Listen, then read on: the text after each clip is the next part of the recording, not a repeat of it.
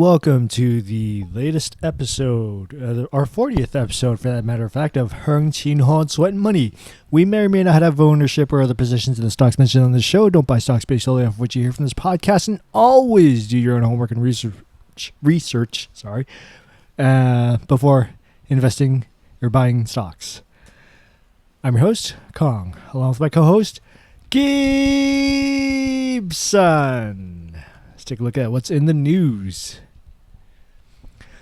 One of the things looming over Britain is where the capital, their capital London, is also a major financial center. The Brexit referendum vote will be coming up at the end of the month. Now, if you want the full details of what this means, BBC has a full list of questions and answers on the significance of the event. For those of us living outside of Britain, I think it's still worth watching to see how this will affect the EU's economy, because the weakening of the EU just may be the start of unraveling the entire union itself. In the short term, however, Great Britain's economy, being as big as it is, may actually have a negative impact on their own economy, if not the EU's. Seth Meyers on his talk show actually made some good comparisons between the UK's and US's political situation, and how the ever-increasing isolationism is leading to such sentiments. That is the sentiments where some Britons want to leave the EU. Now, Brussels, where the EU Parliament is held, is also an economic juggernaut because of its influence on economic policies throughout the EU, and Britain isn't happy with its influence over their own economy. Now, there was a previous deal struck in February between the EU and Great Britain, but the referendum is still going on because many believe that the deal was drastically watered down and didn't address all of Great Britain's concerns, despite the UK banks getting special protection in the EU. The UK wants to be able to veto EU regulations. Now, there are some other issues beside that as well. But most of the issues revolve around the UK's access to the EU market in a Brexit and its representation and influence over the international trade issues. In the Seth Meyers video above, President Obama even commented saying the UK should stay because the US is hammering out a trade deal with the EU, and if Great Britain leaves, it will, be behind the queue, as he said it. Well, I don't know if that's a valid argument to stay in the EU. If anything, they're like, okay. Well, first off, they already did trade. They've done trade with America before the EU. They're going to do trade with America after EU. I don't think it's a really legitimate claim. And not only that, but I think the move away from the EU has, there's already been a lot of incentive to move away from the EU, mainly just because there's not a lot of benefits of being in the EU in the first place. And with Greece, it's that pretty obvious that being EU has this negative impacts. For example, you can't really regulate your own economy, right? And you had to beg other countries for help, which they may not help you, and then forces your own country into a depression that you might have been able to resolve if you weren't part of the EU in the first place. So I wouldn't be too surprised if Britain, regardless of all these efforts, would just go ahead and exit anyways. So even though you're not, Gibson, let's say if you were a citizen of the empire. Yeah, the British Empire. Yeah. What would your vote be? Exit or no? Exit. I would vote. I would vote to exit the union, yes. Yeah. Your accent alone makes Cringes. it so that they will never bring you into their fold. They'll always bring me into the fold. I'm already part of the fold. But no, the thing is that there's some things that to be concerned with. I mean, now, like you mentioned Greece just now. Greece leaving the EU, that's like small potatoes because Greece's impact, well, I don't know about their economic downfall necessarily is going to be all that good. Or like them leaving the EU isn't going to be all that great, but Greece leaving the EU is not going to impact the EU as much as Britain leaving the EU because of London's financial standing in the entire world. I mean, think about it. The reason why it is the financial center of the world is because of its center as the former British Empire. I mean, you know, Hong Kong Shanghai Banking Corporation, for instance. It's headquartered in London now, but I mean, obviously, of course, it started in both Shanghai and Hong Kong. But that's just that's just an example of Britain's former standing and the influence. I mean, that's also exactly why English is an internationally spoken language, is because of the business significance, really. And I mean, even after World War II, even though you see the slow sunset, if you could put it that way, of Britain's empire. I mean, the U.S. came along and it just pretty much continued that English-speaking, English-centric mode of doing business. So with Britain's exit to the EU, I think there is going to be some concerns. For instance, some of the services sectors. No matter if you're talking about low-end service sector or high-end service sectors like finances, I mean, the UK leaving the EU, it's going to get hit pretty bad. I mean, some of the things that the EU offers is a pool of talent. Like, say if you don't have a certain type of person that you need in the UK, well, shoot, grab them from some other place. Within the EU, because it's all the EU, right? So well, I mean, it's a question of whether or not Greece, Italy, and all these other places are EU, or are they their own country? And if they're their own country, then what's to stop them from hiring people like from that country? I think one thing that people might be afraid of is like say, because even though Britain can still pull talent from people within the EU, it may be an extra step, and it may not be as easy as it was before. That, and also there's a possible fear that because Britain's going to exit, their citizens that are working abroad, they're not going to like that, because then that means extra paperwork for them to be working abroad. But them aside, let's concentrate just on Britain. If what they do is reciprocal, there is a possibility that the European Union can say, well, hey, if you're going to exit, then you don't get the benefits, and so there's going to be an extra barrier for them, and it's going to be a lot of like tit for tat as far as talent pool.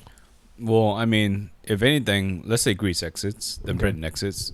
I mean, there's nothing to really stop more nations from exiting the EU in the first place, right? And I think it's a little bit rough if, as a member of the EU, to see like another member of the EU basically not getting any of the benefits the EU kind of hinted at, or aspired to be initially. And I think now that they've seen what happens when you're down, they're like, fuck it, man. There's no point of being part of this program.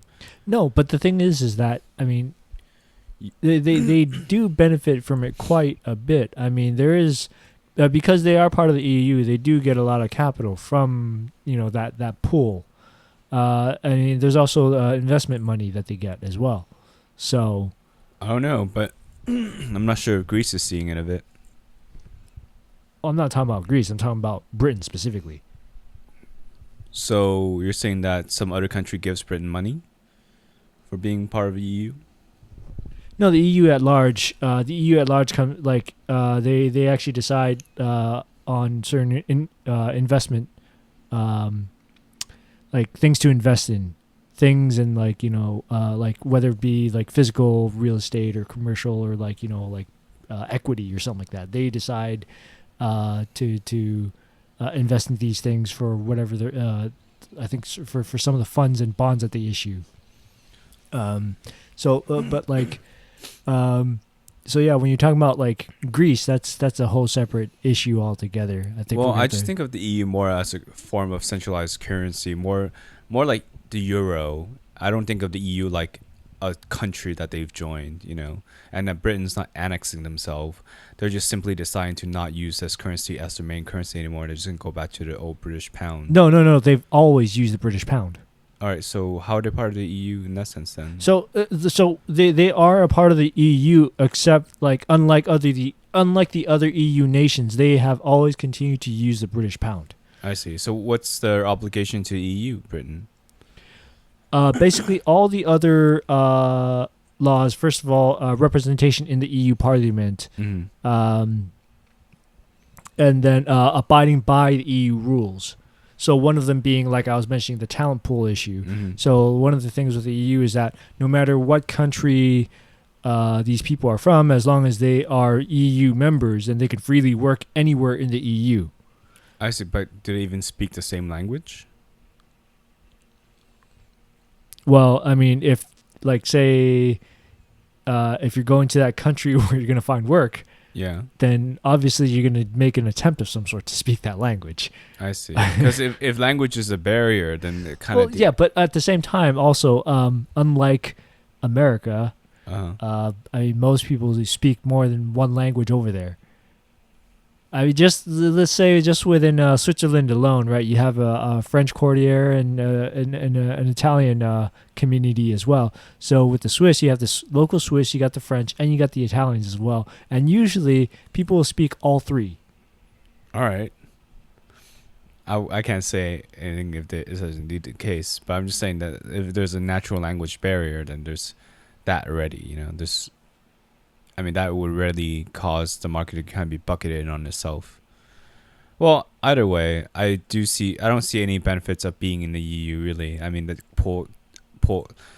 centralized talent pool, I mean, even then, people are people. They will make the decision themselves to be part of a country or not. And I don't know, if you present opportunity for them to be part of your country, they'll oftentimes just take it if they're interested in the first place. There are like a lot of people I know that are actually interested in like being in Britain and working in Britain and so on, and if they could actually find employment there, then they'll probably move. Well, I for one say that if Britain decides to leave the EU, I think California should try to join the EU. I don't know about joining the EU at all. I would say I personally don't even believe in the institutions, so it's a little hard because you have a centralized currency.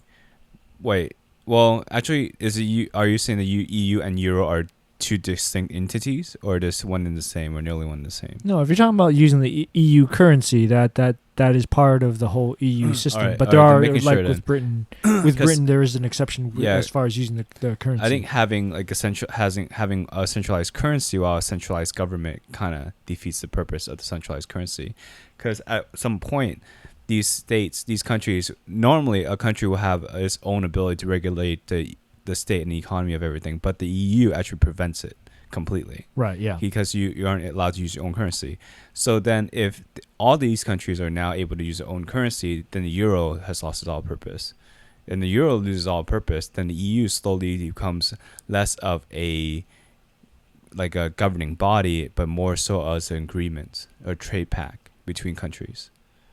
Yeah, pretty much. I mean, right now the EU, the way it's structured is pretty much no different than, say, a sort of a confederacy, really. Mm-hmm. I mean, and I think, and if anyone from Europe can ever comment, I guess maybe they can explain it better. But at least from the American perspective, where America has gone from, when they fought the revolution, they started out as a confederacy, and then it wasn't until later on that they said, hey, this is kind of not working out. And it's specifically in part due to what you were just talking about. Every state kind of had their own thing, and then there was a lot of economic trade, tit for tats. Like, hey, if your stuff's coming, if your stuff is coming from a different state, then I'm gonna put all these taxes on it or whatever. So then that's why we came up with the federal system, in which there is a central entity that says, okay, I'm going to regulate how commerce is going to be. Now, similar to the EU, between states, there's going to be free trade.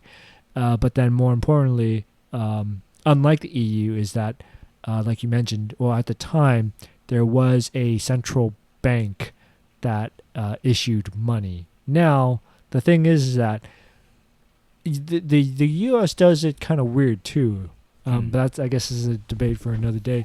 Where right now we have a Federal Reserve, but before that we had two banks of central government banks, and they have to have their charters renewed every so often or whatever.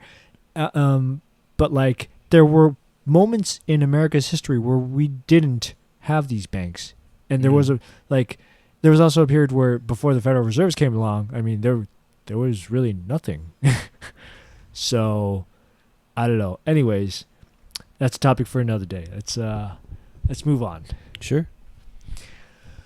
So bringing it back to the U.S., the May jobs report was released 2 days ago on Friday, and job increases fell from May. Some say because Verizon workers who were on strike for a couple months came back to work in May, which have actually inflated the numbers, making it look artificially better than it was.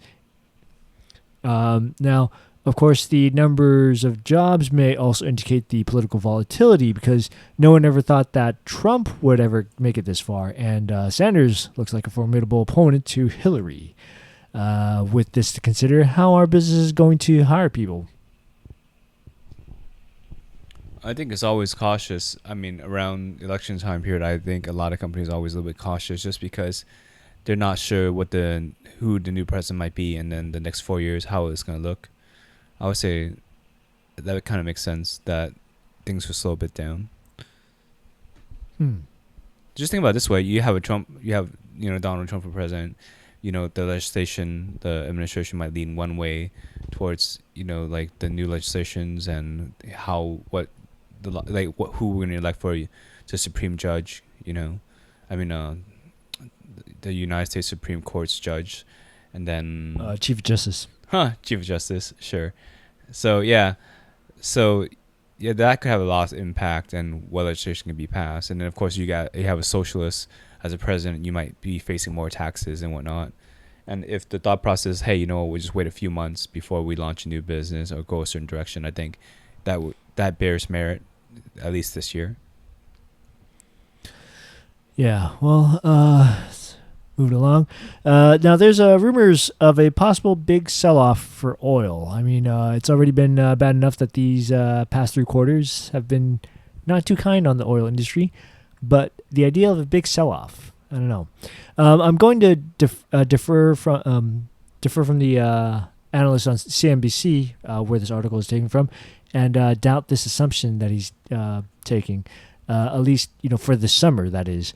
After all, this is usually when energy consumption for the summer is at its highest, with people in America driving on roads, increased airline flights, and thus airplane fuel consumption, plus energy generated from oil and other sources will be needed for air conditioners and such. So that's just my take. Well, I think, it's without doubt that, there will be some demand effects that are being experienced. But the issue right now is that OPEC has lost its all control on the market, and that's really what's driving the prices down, is that they're no longer able to regulate the oil markets and control the prices as they used to.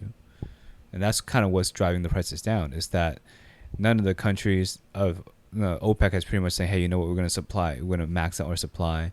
And then other countries like, we're going to go ahead and sell like crazy too. And then OPEC was trying to rein them in and say, let's have a meeting and maybe we could all agree to fix the prices. And no one has came to that agreement. So, and because of that, and then Iran's like, hey, I'm coming back in the market, so I'm going to sell all this stuff I've been sitting on forever, Yeah, true. So now you have a game theory tragedy commons, you have like being at play, which basically dictate that the end scenario would be everyone's selling everything, which would drive the prices down to the lowest level it can possibly be at, unless they can collude and then they raise the prices up, or if the supply of oil is actually limited or much more limited than they said before. Yeah, well, I guess we'll see. Now, every quarter or annually, companies will put certain issues up to vote at shareholder meetings, and because of this, there are many activist investors who put their own agenda at these meetings. So for oil companies, many people are pushing to vote for them to change their operations from oil drilling to help the environment. Of course, this is going to be met up with a heap of competition. So are these oil companies diverse enough, or do they still have enough money to buy out some of these other alternative energy companies? Because aside from oil, there also, some of them at least, are natural gas as well.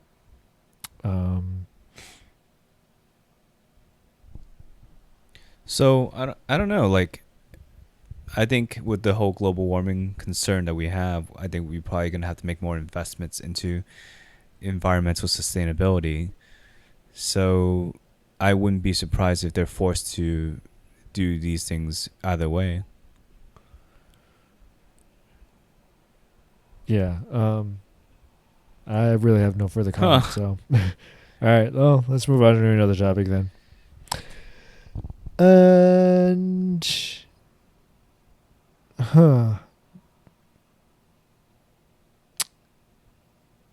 yeah. So Japan is debating whether or not it should raise its consumption tax. Granted, it may actually curb spending, but I mean that's what they need right now to encourage spending and to kind of increase their inflation. So we'll see how this actually works out. But yeah, just short little tidbit there. Makes sense. I mean, you basically consumption spending is a factor of disposable income. So if you don't reduce it, then they'll have more to spend, right? So it makes sense. Over in China, many manufacturers are actually automating a lot of jobs with robots. Foxconn's Kunshan operations have reduced from 110,000 in strength to 50,000. They steal our jobs. Took our gerbs. Took our gerbs. Yeah. But yeah, I mean, that's a huge reduction. That's like over half. Yeah, unskilled labor, man. I mean, yeah, it's unskilled. Yeah, don't get me wrong. Yeah, definitely, it's unskilled. But like, yeah, man. Yep. I mean, because then like people are talking about China's recovery, China's transition into a consumer or from a manufacturing-based economy to a consumer-based economy. Yeah, I get it. But let's take this next article into account. So the Hong Kong Shanghai Banking Corporation, or HSBC, took a look at emerging economies with enough youth to fuel economic growth in their own countries. And China is soon not to be one of them. In fact, it's looking to follow the path of South Korea and Japan, where there will be more old people and less younger ones, with a low birth rate wreaking havoc on their pension system. That makes perfect sense, man. That's very obviously going to be the case. I would say that because, well, China had a one child per two people policy, right? Right. Therefore, you're going to have less young people than you do old people. Well, no, I mean, now it's to the point that, like, even in some cities, well, they've actually retracted this policy, this temporary policy. It wasn't supposed to be temporary, but they actually allowed people to have 2 kids. Ooh, two kids ensure that the population stays the same, roughly. Yeah, well, it didn't work because people aren't willing to have kids at this point. Yeah, well, they need help. I can help them make some few babies that I'm not going to take care of. Yeah. Huh. I was like, you can have as many kids, like 50, but I'm just not going to take care of them for you. Yep. There you go. I guess China needs to prevent access to birth control. That's what they need to do. But yeah, I mean, this just goes back to that idea, because like the idea of a so-called transition to a consumer economy and whether or not China is going to economically recovered. Like I said, I mean, even if they do recover, it's going to be, I mean, there's going to be a couple years of a recession. But even then, I mean, with something like this, it's actually going to look really hard, because most of the other countries who've actually escaped this trap, say for instance the U.S., we're escaping this trap by, yeah, granted, if you're talking about like Native American, or not Native American, I should say, like people who are born in America, if you look at the birth rate right now, it's actually pretty low too. But the reason or the way that America deals with it is through immigration, by introducing a workforce into America that actually replenishes that pension system. But I mean, granted, with something like this, it's going to take a couple years before like birth rates actually start rising again. That's usually the case. But with China, I mean, like, they're just at the stage in which their birth rate is actually reducing. So, yeah. I mean, I remember like just 15 years ago, people were still like people in China were still worried about having too many people in their country, and now it's the exact opposite issue. They know that they like even though with as much people as there are in that country, they know that they need more people to do work and to fund their pension systems. And if there's not going to be enough people, I don't know. I think that's just kind of the way the world works. It's a giant pyramid scheme. Because then you do business, you want some customers, but your customers also need money. So then they're going to have to do their own business or do work, and then so on and so on. Oh, and on top of that, I forgot to mention, China's retirement system, actually. You can actually start collecting at the age of 50, unlike other countries where you have to wait till at least 60. And even then, that usually is rising. So that's also another debate that's happening in China right now, is whether or not they should raise the retirement age. But anyways. Yeah, 50 is not too far. That's pretty doable for me. Yeah. Well, we don't live there. So let's move on.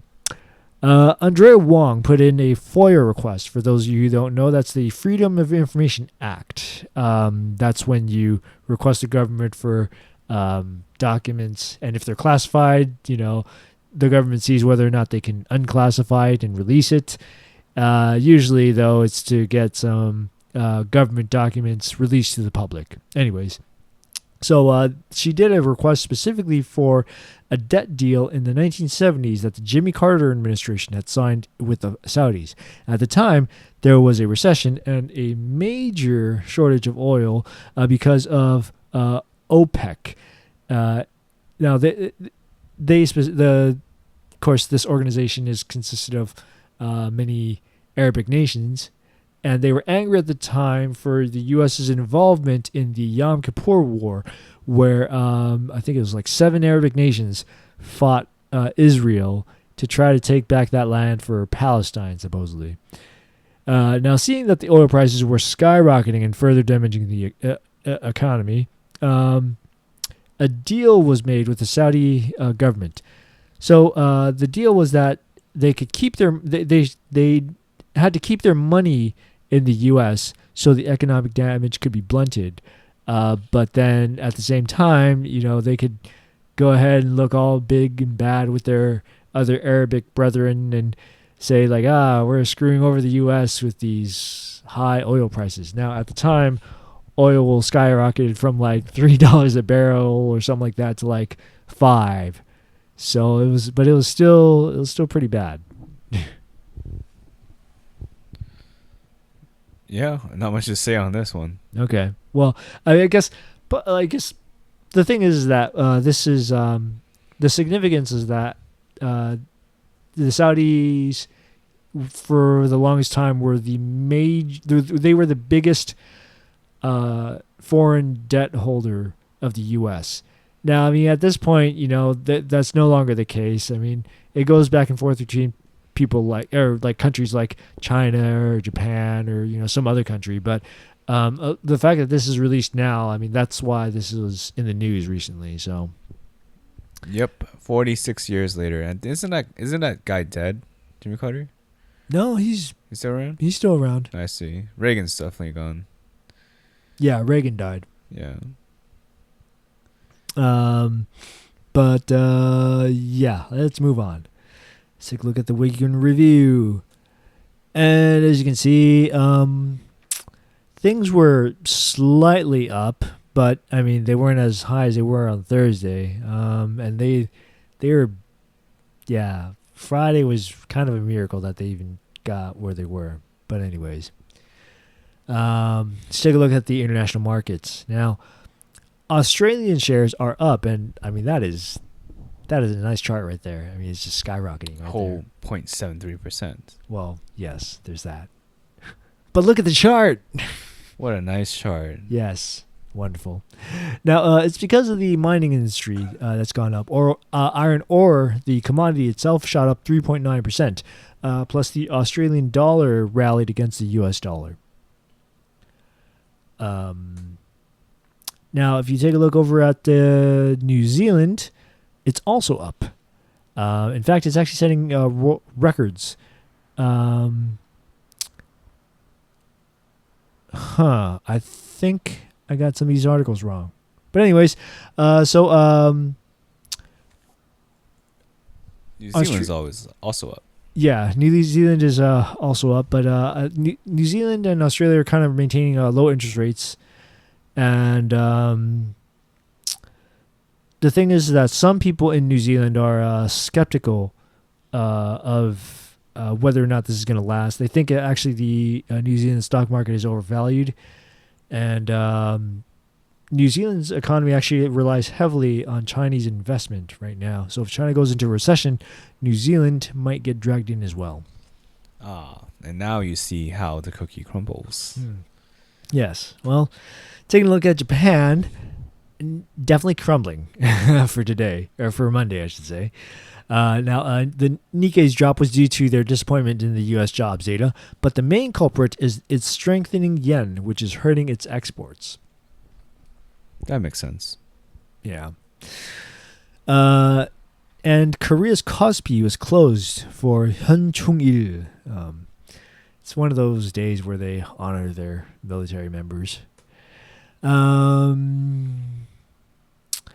a look at the Shanghai Composite Index, they were also down, but they started up, but then they went down, kind of came back up for a bit, and then just kept going down, and yeah. China's stock market is down, though, because they said that officials actually admitted that their economic recovery is going to be in the form of an L shape instead of a U or V shape as they had hoped. So in other words, the landing is going to come, and when it comes, it's going to be very, very hard, and the recovery is going to be very, very slow. Well, at least they're speaking their mind frankly. In a rare instance. I always have to wonder, though, whenever they do something like this, like, what are they hiding? Like, they're hiding something. But it doesn't sound like that's news to cover up something else. Maybe they're hiding that it's actually a U shape, but they want people to think it's an L shape, and then they're going to invest a ton of money, and it's going to go up. But that doesn't make sense either. No? No. It does sound like it might be more of a, instead of a L shape, might be a lazy W shape. Maybe. Yeah. Who knows? Well, looking over at Taiwan, also, slightly up, but really not by much. Taiwanese stocks initially hit all-time highs, but then for some reason just dropped. And I think even though last we looked, they were slightly in the black. They might be in the red now. Who knows? Either case, they are still lower than their 5-day average. So.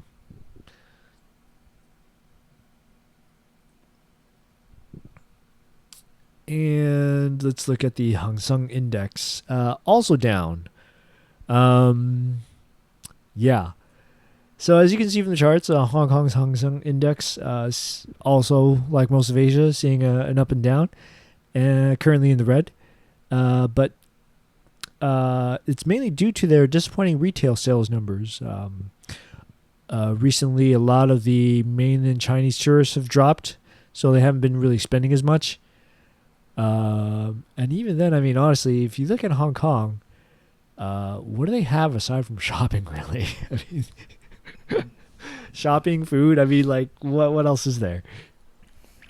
Is there anything else in life? I don't know. Well, I mean, that's the thing, though. I mean, Hong Kong is just nothing but a giant glorified mall at this point, right? Like, what sort of services do they have to actually serve their own people?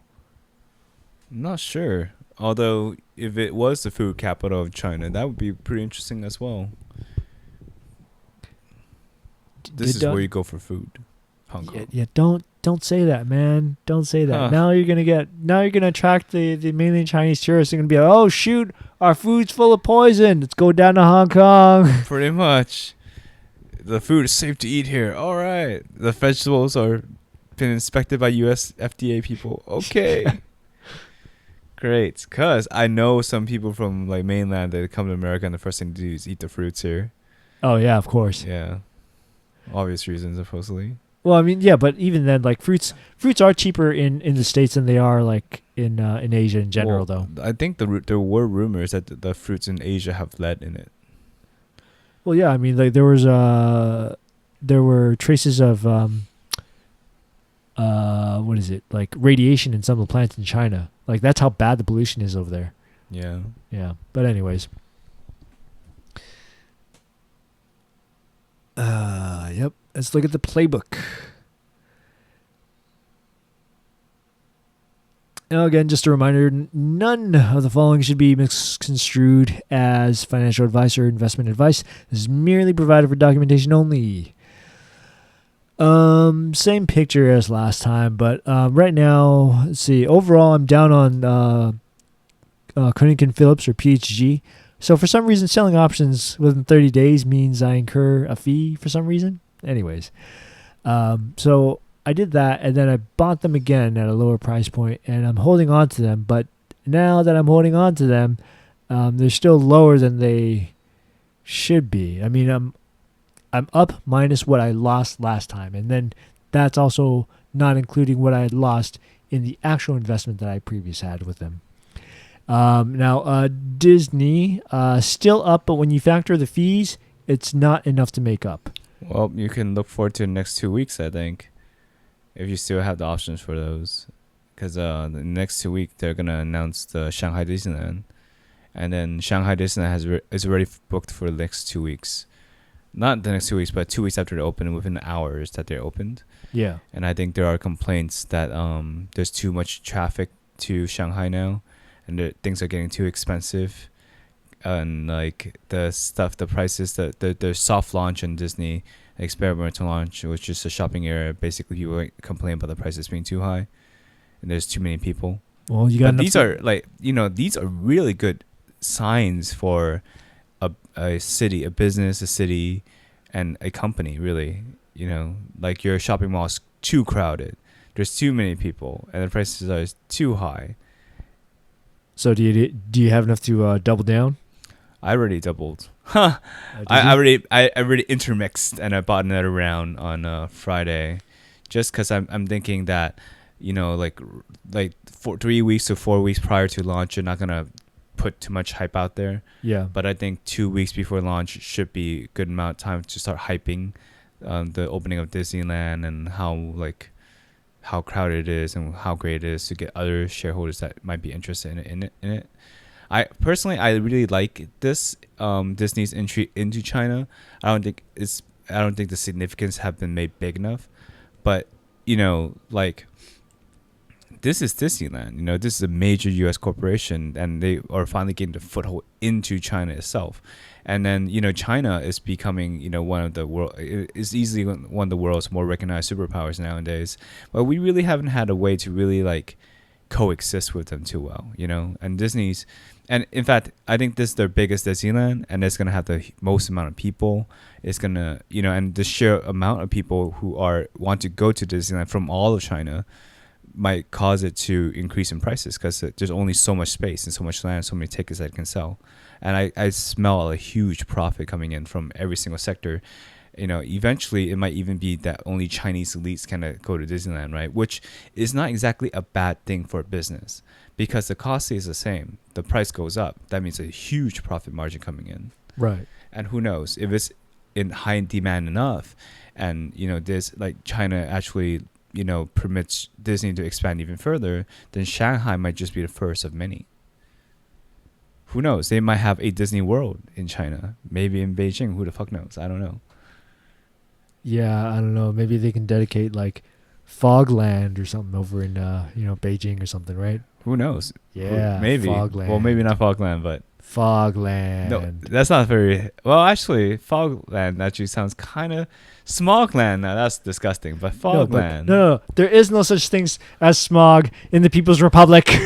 I see. Only fog. Only fog. I was like, but fog requires a difference in heat and cool, like a heat front and a cool front.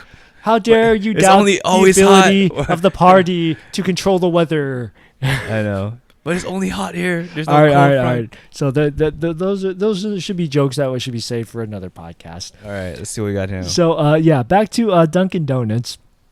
Let's see. So I've been up and down, but overall right now I'm up on these guys. Nice. So I'm good. Square, I'm down on these guys, unfortunately. So get your act together, Square. So here's an article looking at 3 reasons that may lead to Square's shares rise. One is if they get a full-time CEO to dedicate all their time to running the company. 2 is if they maintain their niche situation with small businesses, as I've been saying. They have this sort of ecosystem for small businesses that actually, it's actually a nice little package. It makes it really convenient for them to use. Square services. Now, 3 is also if they grow their products and make money off of their data.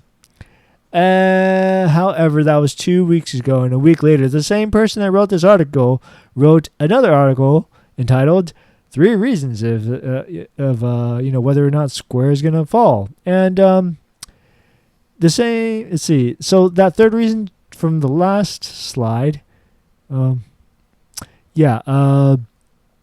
says that if things actually slow down, it's bad news for Square. 2 is regulations tightening on financial services. And 3, failing to hit earnings marks. Now, number 2, especially because because of Square's position where it's at, it's actually facing a lot of regulation from the government, especially in the like SEC rules and all this other stuff. So yeah, we'll see how it goes. Now, a blind man sued McDonald's for not serving him at a drive-thru. Now, if it was because they didn't have an accessible menu for his condition, I can understand this. Where this gets murky is that he went to a drive-thru to order without a car, which they refused because that's their policy. However, people with disabilities who can't drive, like blind people, don't own a car, and for those McDonald's that only serve at the drive-thru at certain hours, this becomes a major problem. What's more remarkable is the man found the drive-thru window to order shit at all. I mean, how does a blind man find the drive-thru window of a McDonald's? Well, blind people, they tap around until they find it. Pretty much. Tap around, walk in the driveway until the car's honk. It's in his own community. He's pretty much familiar with where things are at. But then, maybe he was guided by someone. Maybe he had someone with him. I don't know the full details, but yeah, I question that. And part of this is, the drive-through concept and why they don't serve people was, I believe before they didn't mind serving people, but then there was a safety concern. They would be like muggings. Well, I'm pretty sure the guy is like legitimately blind. Yeah, because there is an organization that is actually fighting on his behalf, and it's a specific organization that dedicates themselves for cases involving people with disabilities. Yeah, I don't know. I mean, that's an interesting challenge. Yeah, I mean, we'll see whether or not it goes through. And of course, the reason why we're including this is, even though we didn't mention it earlier, McDonald's is a company that we do follow, and I do own shares in them. So that aside, not a current CEO, but the former CEO says that the $15 minimum wage will just mean that companies will start using more robots. We see this happening with Wendy's, and I should say we're about to see it happening with Wendy's. And as earlier mentioned, fast food services aside, even manufacturing is looking at automating, as we had mentioned with Foxconn. So if robots really take our jobs, what are all us non-skilled workers supposed to do? Die. Well, you basically find new work or you starve to death. Pretty much. Yeah, pretty much. You're in essence, there's a lot of questions like, what do non-skilled workers do? Well, become skilled. That's really the option. And there's a lot of vocational schools. We're going to open up a lot of classes for you, and then you could become some sort of nurse practitioner or some sort of physician assistant or a X-ray technician or some crap like that. I mean, yeah, that's how it works theoretically, but this is basically coming to a more extreme version of what was happening in the early 90s, where a lot of the manufacturing jobs were getting shipped off over to China, and then people were like, well, what do I do now? So then they go around, they find other work. And, I mean, they're not getting paid the same because the work is valued at a different price than what it used to be. Because now you have a bunch of people who are out of jobs. You're also looking for work. They're probably looking for work in the same areas that you're looking for work.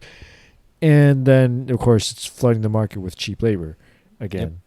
So, I don't know. Well, at least you know it's not going to be less than $15 an hour when you do find that job. Yeah, good point. Yeah. Then, of course, everything else is going to rise. But, hey, that's another issue for another day. All right. On other news, in the food services front, Dunkin Donuts just released an app on June 4th, which, of course, is National Donut Day, where you can now order through the app. Just skip the lines and walk up to the counter to grab your stuff. Great. Huh. Yeah. That is robots taking over some jobs. No, the people that are still working at the Dunkin' Donuts are still going to be there, but this is just helping them make those orders faster, I guess. I guess to increase the capacity of your restaurant. Yeah. Maybe. Less people waiting, then you need more staffing in the back. Right. Until the robots take their jobs. Well, I mean, it'll be a little bit tough. Not impossible, but a little bit tough. Basically, it's called microwave. Pretty much. That has always been the robot of choice. Yeah. All right, so that's last week's. The week ahead, I didn't update these slides, so sorry guys. We got too much going on here.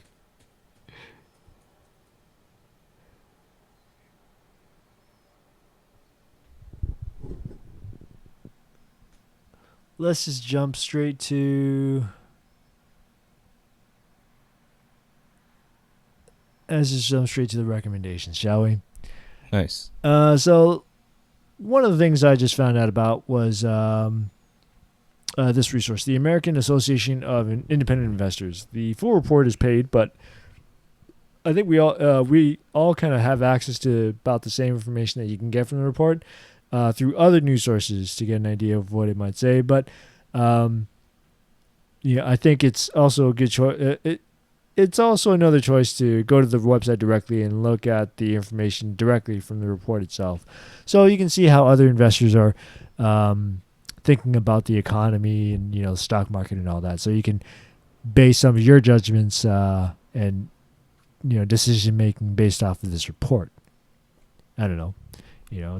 I think it personally. It's a very interesting looking report there. I mean, sentiment analysis has always been a very huge part of like the stock market. A lot of people are trying to crack it still. Right. To kind of determine, what does this news article indicate about people's investing sentiment and so on. But, once you get high level enough, you realize that, institutions do control like 90% of the market. So instead of trying to figure out what the 10% is thinking, try to figure out what the 90% is thinking. Right. But I think at the same time, it's always, like I said, been a key indicator for a lot of investments. I think it kind of reflects. I'm part, besides neutral and bearish, I feel like, there's people are bullish. And I think right now might be a good opportunity to just kind of take a look at the market and see what's a good buy opportunity right now. Yeah. Yeah. Because, you could see waves of how a company fared after like the drop in the stock market and oil prices tanking and the Brexit, and all these other stuff.